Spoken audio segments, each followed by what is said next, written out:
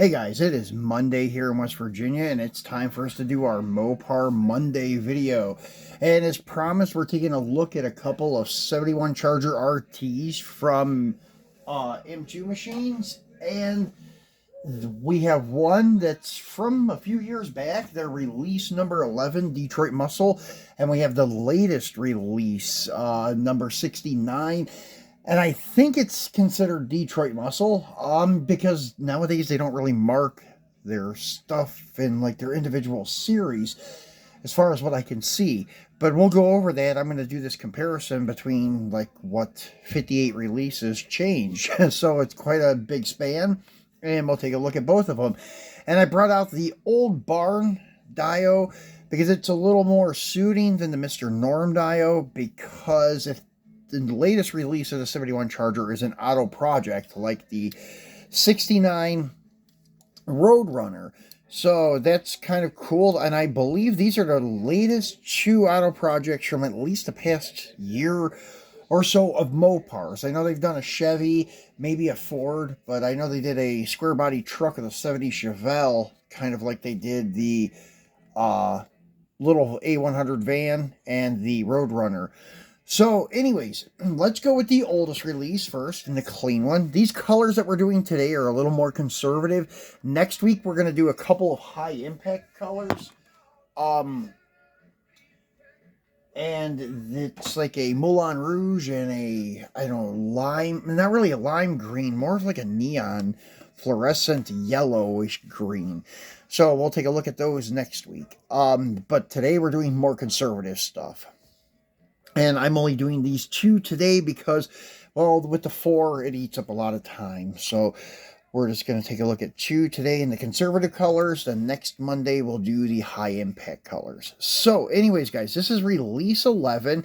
As you can see, the M2 sticker that goes in the center kind of got a little bit displaced and adhered itself to the front part of the display case. And you can see it's got a lot of storage scratches and stuff, and it's been around the block for a while in my storage boxes, and I've only had it for maybe a few months, so God only knows where it's been and where it was stored previously. So as you can see, release 11, and it tells you a little bit about M2, the chassis diecast, bodies diecast, rubber tires, and this is line DM, whatever that means, body by Cast Line, that's the corporation, and ages 8 and older and such. In premium edition, Cast Line logo there in the corner, and then the 71 Dodge Charger RT, and down here on the box you can see it says Detroit Muscle M2. And this doesn't have any kind of J-hook tab on it like a lot of them do nowadays at Walmart. It used to be that they would release the Detroit Muscle and other higher-end series that came in these boxes only at Walmart, and then like at Toys R Us and stuff, you would find them in a clamshell package with a J-hook, and they used to only come mounted on the base. They didn't even come with the acrylic dome, but they've changed that nowadays. The ones that do come in the clamshell PVC plastic package has the complete display case, not just the base. So let's take the base off this one. And another thing that's unique about these, they used to really advertise a lot with their cars back then too, because inside these packages on the bottom you would have these little pamphlets with like upcoming releases in 1/64th and 1/24th. This is pretty much 1/24th, but then you can see they have 1/64th. They tell you the driver series, the auto drag series, and then the auto lift series, and so forth, and the stretch rods. So pretty cool that they did this. But nowadays, they don't do any kind of the marketing stuff. As you can see, it unfolds. And then on the back side, they even have the lineup of your M2 Machines Detroit Muscle and what has been released so far up to that point, I believe. Or at least it was the first, or no, the last 4, 5, 6, 7, and 8. And it shows you the Chase, the Super Chase. which is really cool. I kind of wish they still did that, especially now that they're not putting stickers on the packages. So anyways, let's take a look at the car. And this is done in like a bronze kind of gold color. Really cool conservative color. As you can see, it is the RT with the louvered doors. And this does not have a air grabber hood. It has the louvered hood, the standard RT issued hood. And as you can see on the older series, they had these little plastic braces that held the passenger doors open and not the driver's door and such. They also had a piece of like PVC plastic that was folded like a U that would keep the hood open too, so it wouldn't close during shipping and other things, and when you have it on display it would stay open. But mine has been lost and stuff, so we just have it here on the display stand. That's how we'll leave it right now, because of just I have the screwdriver here, but just unscrewing them takes a lot of time. So we'll just go ahead and move on to the latest release. Now this comes in a cube. It is 6 cars in this cube, but I think each one is from its own series. I don't even know how to explain it, but as you can see, this one here is your Charger RT, and it looks like it would be from Detroit Muscle. And then the truck that we unboxed the other day. Now this is the chase variant because the unboxed truck is in the display case, so it's already unboxed and the case is stored, but this one isn't. And this also says R69, so I'm thinking that this whole lineup may be considered Detroit Muscle. I guess it would have to be, since they're all saying R69. Now the other ones in this lineup, there's a stock like 80, I don't know, 88 to, or 87 to 93 Mustang GT style. I think it's more of the 87, 88 because it has the turbine looking wheels done in a maroon. And then there is a 69 GTO, 68 or 69 GTO, and a Cougar. And then there is this Charger, and I cannot recall what the other one was. But yeah, there's a mix of stuff in there. As I said, you got a pickup truck, and then you got like an Auto Projects car, and then you got some modern muscle cars. Well, not real modern, but stuff from the 80s, and then a lot of stuff from the 60s and early 70s. So it's kind of a whole mixed bag of this new release of the Detroit Muscle. But it doesn't say Detroit Muscle on it. It just has like all of the car logos themselves, the manufacturer logo, and M2. Like this would be considered like Auto Projects if they were still doing Auto Project series. And the truck would be like the Auto Truck series. So the only ones that would fit like the Detroit Muscle would have been the Goat and maybe the newer Mustang, because they didn't have like modern muscle. They just had Detroit Muscle. So maybe the Mustang, the Cougar, and then the GTO.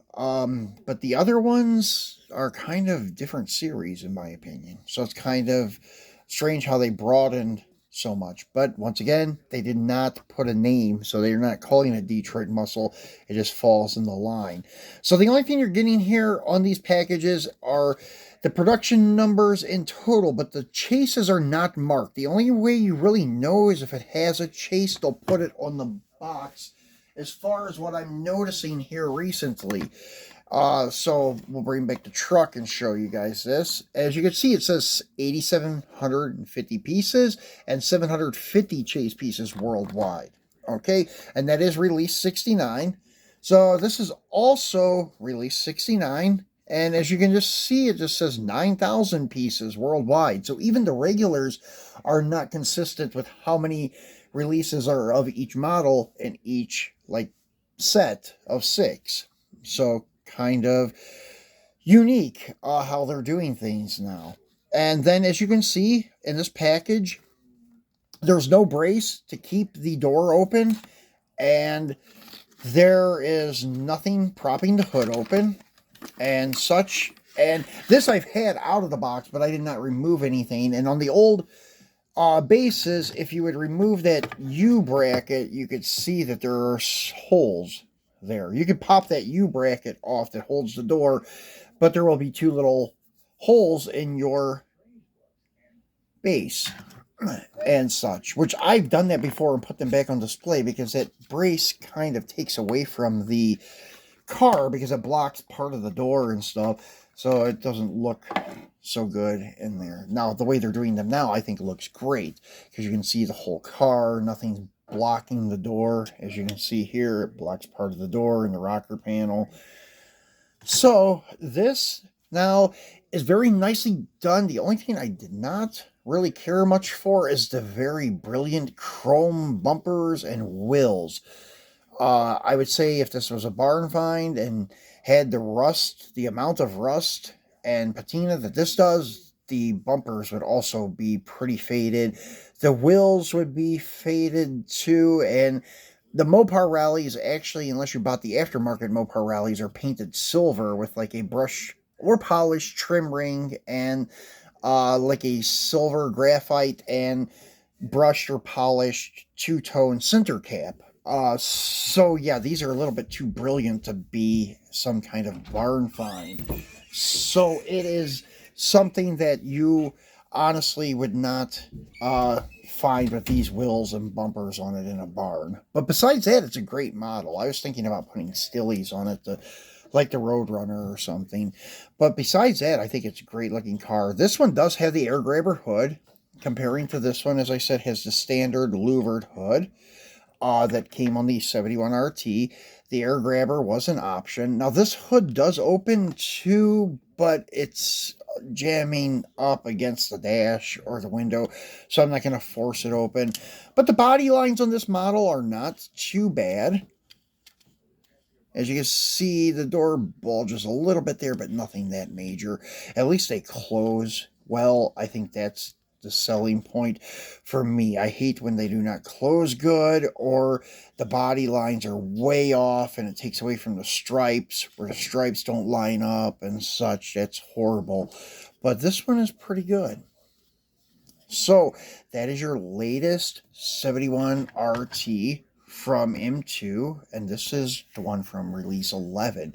So how things have changed over 58 releases. So anyways, they're merging the sub-series all together in like one release, and then they're also eliminating some of the packaging stuff to cut cost a little bit, but I actually like it better without these brackets on the base. It actually helps the car, doesn't take away from the car. And I also like the boxes better since they merged the series together, because the boxes kind of are color matched to the car, and they have the car's emblems and such, just like with the Chevy truck. As you can see, matches the two-tone of the Chevy truck emblems, even has the slogan, the heartbeat of America, instead of just using this basic standard orangish colored box with the M2 logo on it.